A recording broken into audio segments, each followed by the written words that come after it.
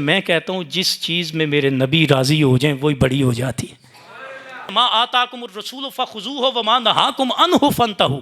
जब नबी रोक देना किसी चीज़ से तो रुक जा, और अगर नबी कहे ना करना शुरू कर दे तो फिर रुकना ही नहीं है। मेरे नबी ने ऐलान फरमाया था बदर वालों के लिए, फरमाया रुकना नहीं है, जिसके पास जो कुछ है या नहीं है मेरे साथ जाना है। अल्लाह ने फरमाया मैं तुम्हें बताऊं साथ का मतलब क्या होता है।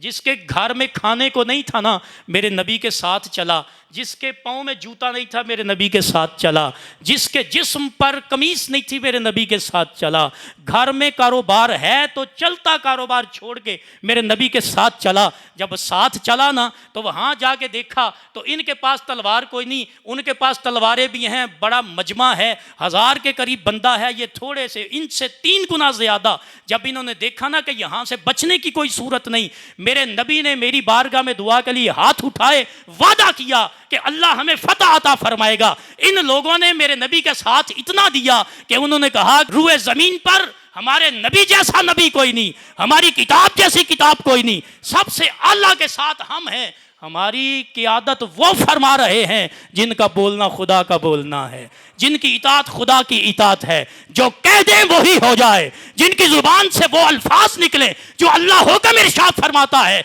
जब मेरे नबी ने कह दिया ना कि अल्लाह कल फतह अता फरमाएगा तो उन्होंने कहा नबी की क़ियादत हो, अल्लाह का वादा हो, ईमान का जज्बा हमारा नज़र आना चाहिए।